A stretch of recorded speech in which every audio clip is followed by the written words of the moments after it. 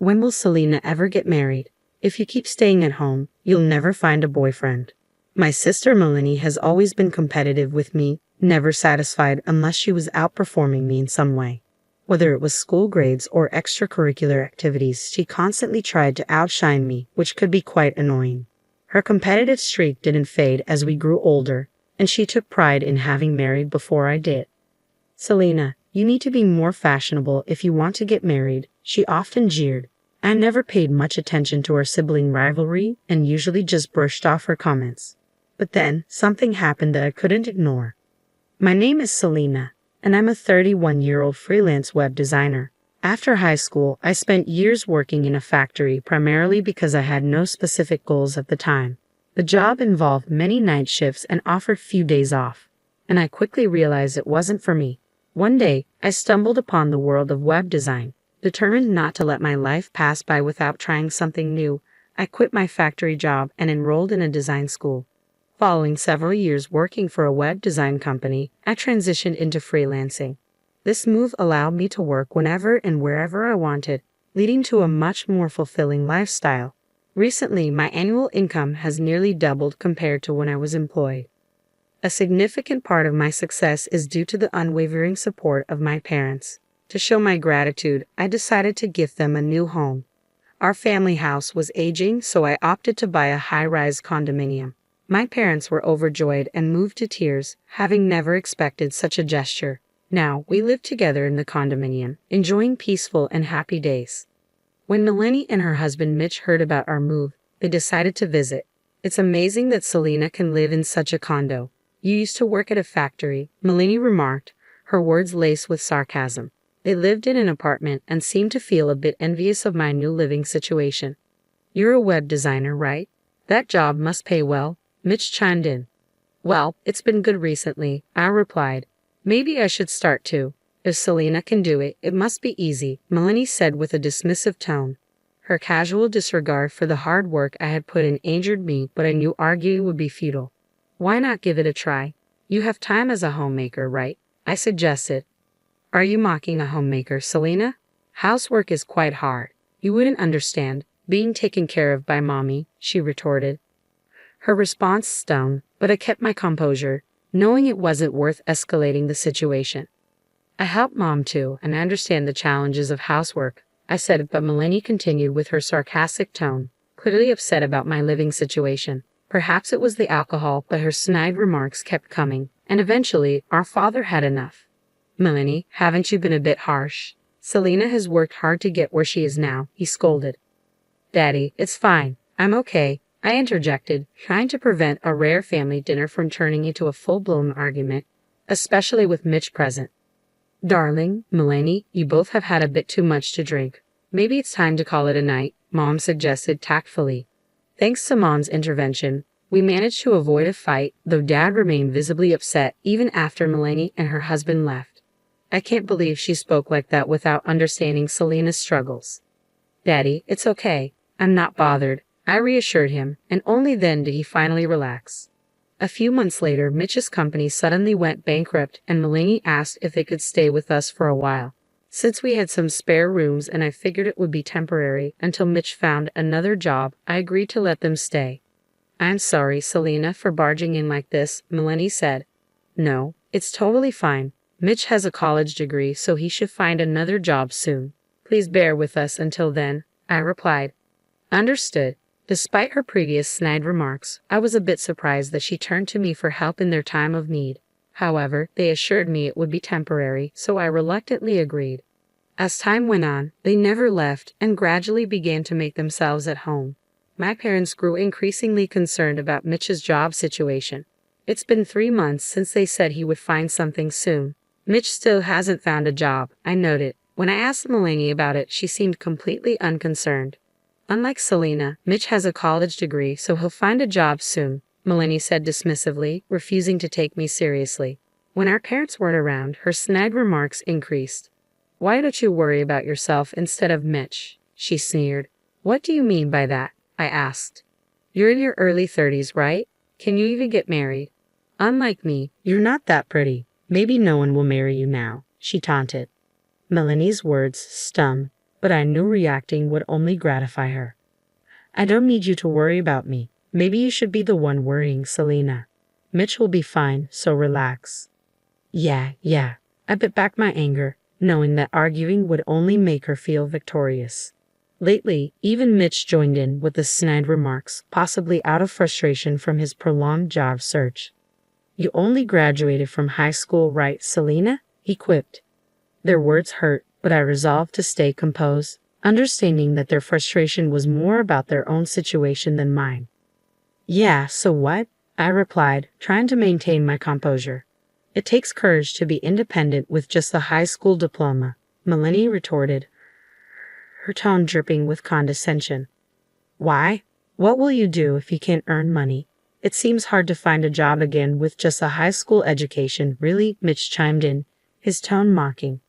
Yes, I think it's just temporary for you, Selena. Well, I have a college degree, so finding a new job will be easy for me, Melanie added. Despite Mitch's ongoing job search, I felt a surge of anger at his attempts to belittle me based on education. While education is valuable, I believe it's not the sole determinant of success. I once struggled with the idea that being independent without a college degree would be challenging, but I've since learned that determination and effort matter more than credentials.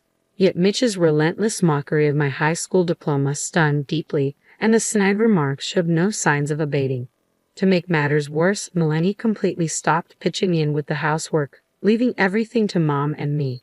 She would either idle away in her room or spend her days shopping. Meanwhile, Mitch appeared to have lost all motivation to seek employment. Instead, he lounged around the house, living a leisurely life. In the presence of our parents, he even had the audacity to complain to Melanie about the food, remarking, "Wasn't today's meal a bit bland?" I was determined not to let them continue leeching off us and potentially burdening us in the future. Melanie, how long do you intend to stay? If Mitch is struggling to find work, why don't you consider finding a job too? I confronted them firmly, unable to contain my frustration any longer. Melanie responded casually, not bothering to meet my gaze. It's fine. He'll find something soon. Her dismissive attitude only fueled my anger. It's been almost half a year since you said soon. Mitch, are you making any progress in your job search? I might receive an offer from a big company. I expect the salary will surpass Selena's, Mitch claimed confidently. Is that so? Mitch's blatant lie only added to my growing irritation. More importantly, Selena might not be able to earn money in the future, right? Melanie abruptly changed the subject. Hey, don't avoid the question, I pressed. If that happens, we'll have to sell this house, right? You shouldn't have bought such a place, Melanie continued, her tone accusatory. What are you implying? I asked, feeling defensive. So, why not give this house to us? Mitch has a college degree, so his income should be stable. If you leave it to us, you won't have to sell the house, Melanie proposed. I couldn't decipher if they were serious or not, but their words seemed absurd.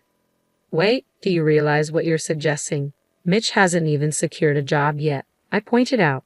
He's bound to land a better one soon, so it'll all work out. Plus, this could be a great chance for you, Selena. You should embrace living independently, Melanie urged.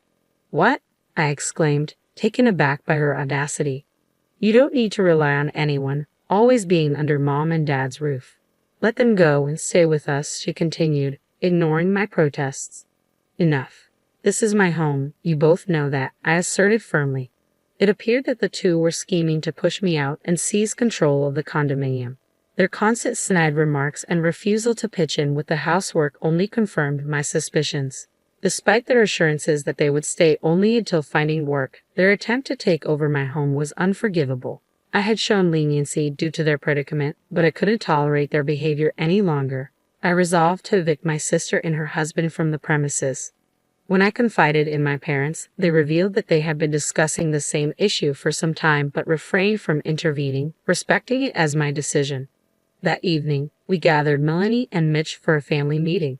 What's happening? What's all this about? Melanie questioned, puzzled by the sudden seriousness. We've concluded that it's time for both of you to vacate this house, I declared. What? Selena, why are you springing this on us out of nowhere? Mitch interjected. I've reached my breaking point, and so have Mom and Dad, I replied firmly. Limits? What do you mean? This is so unexpected, Melanie exclaimed, clearly caught off guard by our decision. We understand it's not easy to pack up and leave immediately, so we're giving you a month. You have 1 month from today to find a new place, I explained. That's still quite sudden, Melanie protested, her voice tinged with panic. Turning to Mitch, I inquired, have you managed to secure a job yet? Mitch's demeanor shifted as he avoided eye contact and mumbled softly. Not yet, but it'll come soon, he replied, lacking conviction. It's been 6 months already, hasn't it? Despite allowing you both to stay, Melanie hasn't lifted a finger to help with the housework. And recently, both of you have been making snide remarks towards me, isn't that right? I confronted them. Remarks. Daddy's reaction was immediate. I hadn't mentioned anything about the snide remarks before, so I could tell my parents were taken aback. Have you two been making snide remarks to Selena? Daddy's voice was firm, and Mitch appeared visibly uncomfortable, beads of sweat forming on his brow. Daddy, it's not like that. It's not snide remarks. It's just friendly advice, Melanie interjected hastily. What kind of advice have you been giving Selena? Daddy's tone grew more serious. He seldom showed anger, usually maintaining his gentle demeanor, but when he did, it was intimidating. It's more like, Melanie's voice faltered, seemingly intimidated by Daddy's pressure. Sensing her hesitation, I stepped in to clarify on her behalf. They suggested that because I only have a high school diploma, my future prospects are uncertain, and that living alone might increase my chances of getting married. Isn't that right? I relayed to Daddy. What? They said that. Daddy's anger flared instantly. That's enough of this nonsense. Uncertain because of a high school diploma. Better to live alone? Do you even have the authority to make such statements? Daddy's tone was stern, and Melanie remained silent, avoiding eye contact. Let me make this clear. You have a college degree, so why are you struggling to find employment? And if Mitch is having difficulty, why isn't Melanie contributing to the household income? After all, she also holds a college degree. Daddy continued, his words leaving Melanie and Mitch speechless. Selena, 1 month is far too lenient.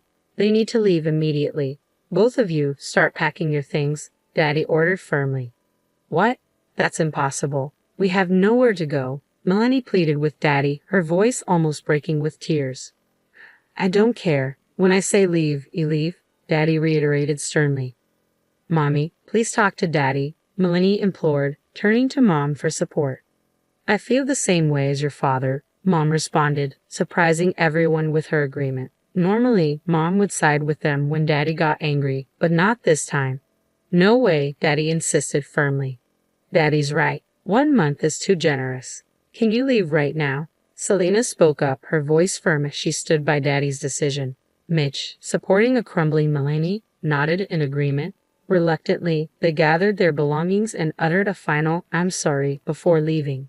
To be frank, Melanie and Mitch had been a significant source of stress, hindering my ability to work effectively for the past few months. Thanks to my father's intervention, we were finally able to persuade Melanie and Mitch to leave, and I felt a sense of relief wash over me. A month later, Melanie unexpectedly showed up at our doorstep. What do you want? I asked, my tone guarded. Actually, Mitch and I got divorced, Melanie revealed. She went on to explain that after being ejected from our house, they had to seek refuge at Mitch's parents' home. However, Mitch's parents were evidently very strict, and they were outraged upon learning of the situation. Despite their displeasure, Melanie and Mitch had no alternative and had to plead to stay with them, albeit reluctantly granted permission. After that incident, Mitch began diligently searching for jobs every day while Melanie took on more responsibility with the household chores. However, as weeks passed, Mitch still couldn't secure a job. Despite his college degree, he lacked significant qualifications and had no notable achievements from his previous employment, merely following instructions without making any significant contributions. Although numerous job opportunities were available if he were less selective, Mitch's pride prevented him from considering them. He insisted on finding a position similar to or better than his previous one. Finally recognizing the futility of Mitch's approach, Melanie broached the topic of divorce. I never realized how prideful he was. It's not that he can't find a job. He's simply being picky. Isn't that absurd? Melanie remarked, expressing her frustration. While Mitch's refusal to compromise his pride was undoubtedly problematic, Melanie, who had persistently demanded a higher income from Mitch than me, was also to blame. If Mitch had accepted a lower-paying job, one could only wonder how Melanie would have reacted. So, I've decided to move back in with everyone from now on. I appreciate your understanding in advance, Melanie announced. That's not going to happen, I responded firmly. What? Melanie exclaimed, clearly taken aback by my refusal. I've already made it clear that we can't have you living with us anymore, Melanie. Daddy and Mommy agree, I reiterated firmly. But I'm divorced now. It's not the same as before, Melanie protested. That's not the point. Your personality is the problem here. Do not return here and do not reach out to us if you find yourself in trouble, I responded sternly. But what am I supposed to do? I'm not employed, Melanie pleaded. You have a college degree, don't you? You should be capable of earning more than me, a high school graduate. So there shouldn't be any issue, I retorted coldly.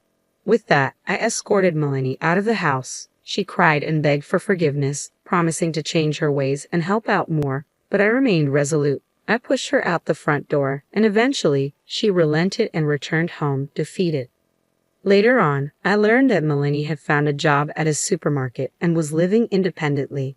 It appeared that she had come to terms with the fact that she couldn't surpass me and had opted for a simpler life. Meanwhile, Mitch, still clinging to his pride and unable to secure employment, was eventually ousted from his parents' residence. His whereabouts and current situation remained unknown. As for myself, I recently tied the knot. I met my partner through work, and after several years of dating, we decided to take the plunge. We had been contemplating marriage for a while, and I had already introduced him to my parents. The only person unaware of our union was Melanie. Now, I am happily married, living with my husband and parents in our home.